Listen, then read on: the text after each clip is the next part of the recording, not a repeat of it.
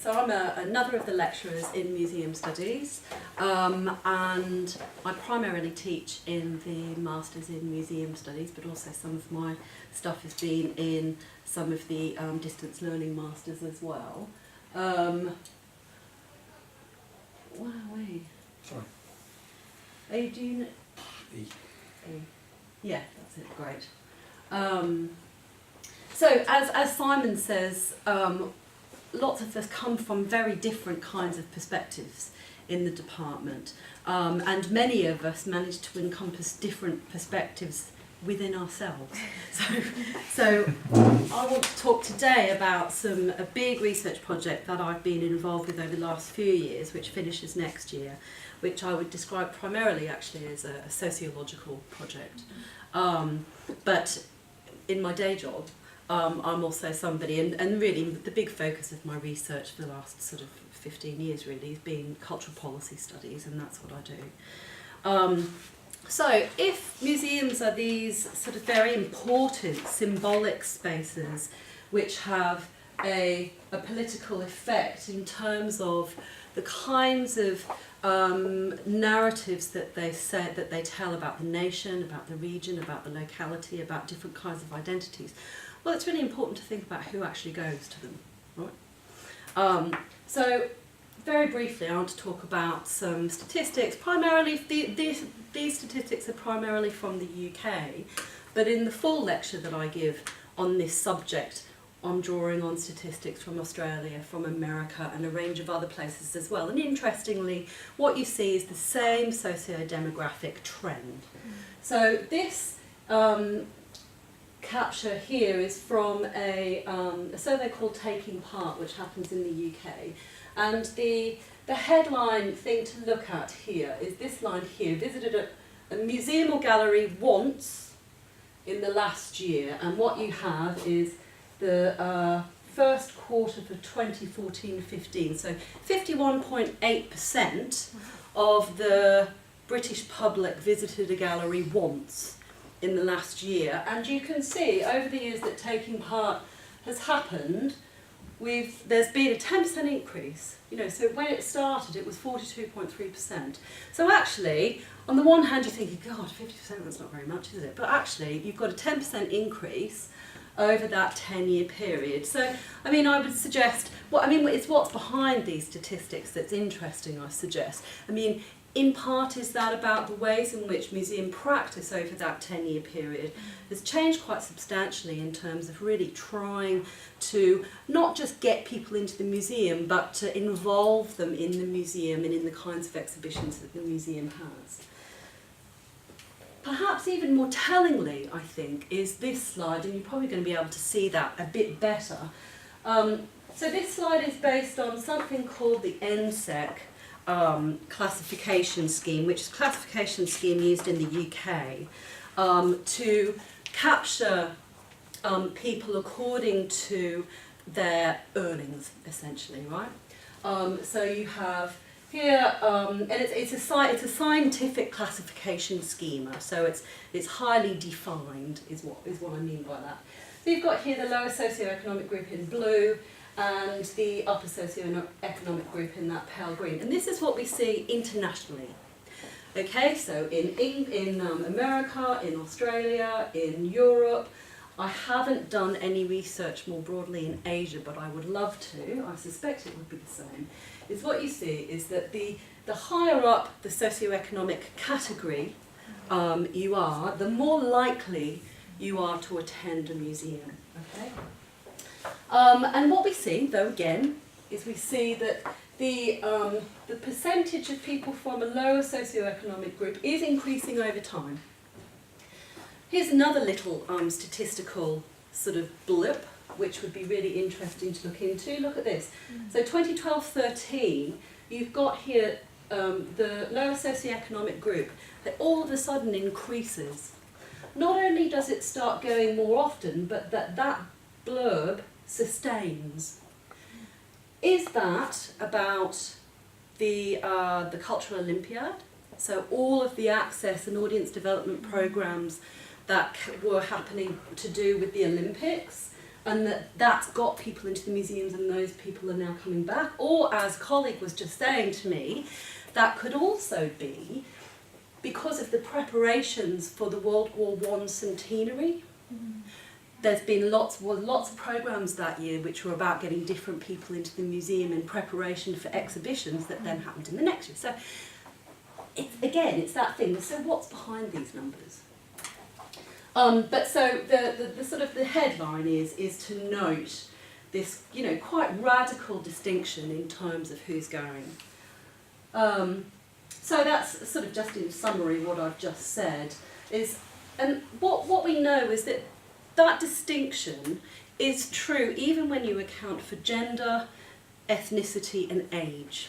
So while it is the case that, broadly speaking, sort of mums with kids or grannies with kids are more likely to go to museums, at the real top level, the thing that above all defines museum attendance is class. Okay? So why might that be?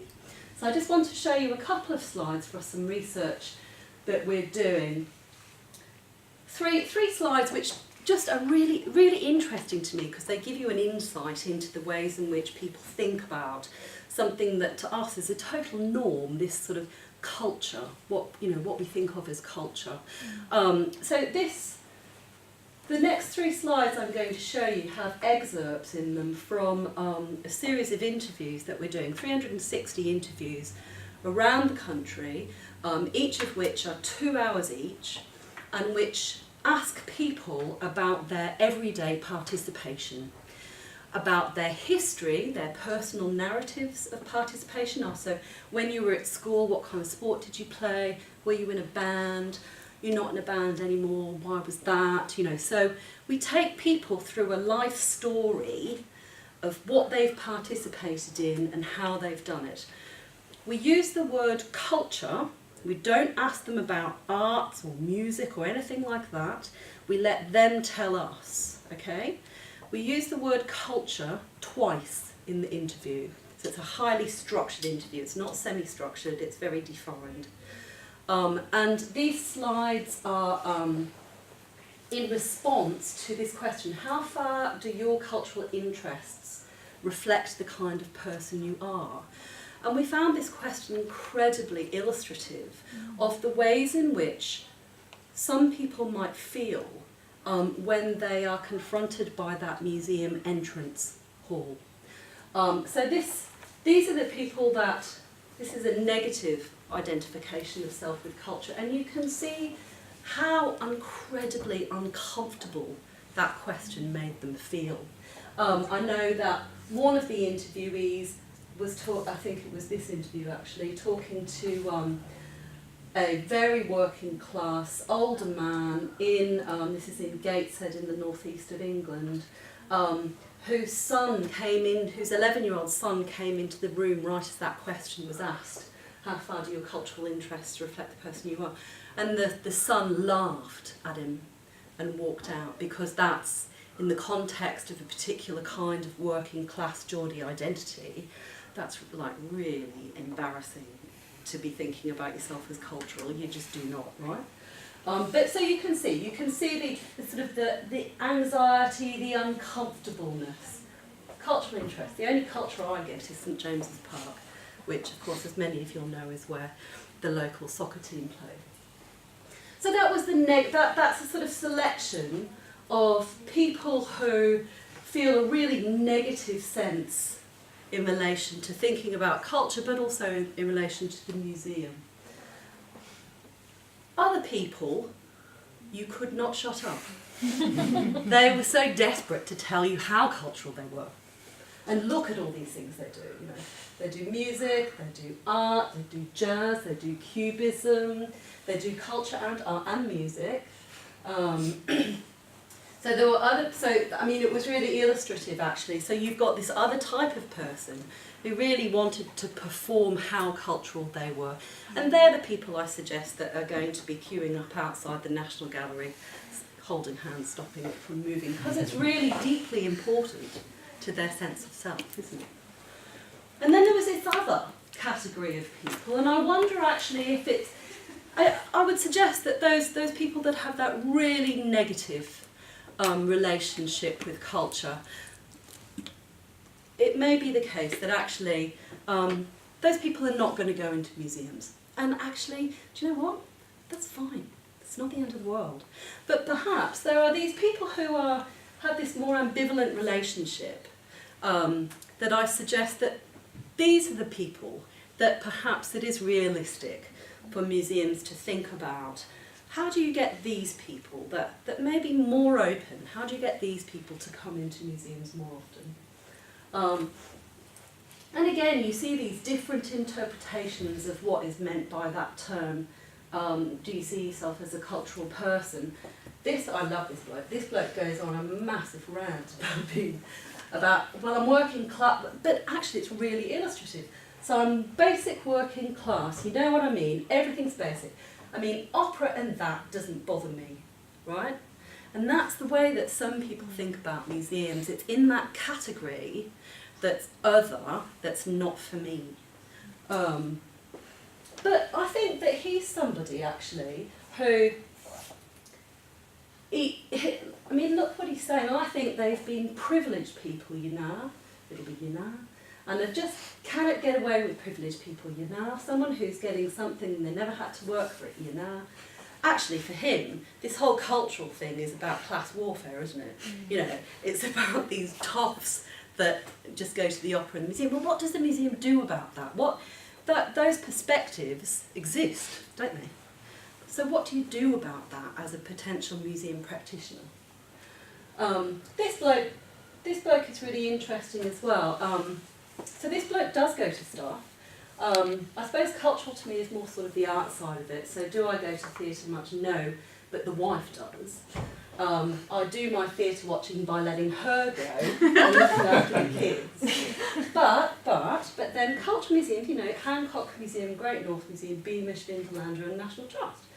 We do a lot of those, so this is their weekend entertainment. The performing element we probably don't see much of, although my son did go with my wife to see Shakespeare. So, you know, so there is somebody who is already engaged and he's going to the museum, I suggest, with the family on the weekend type of thing. So, in conclusion, to tell you where some of this research comes from, so this project, Understanding Everyday Participation, which is a 5-year project.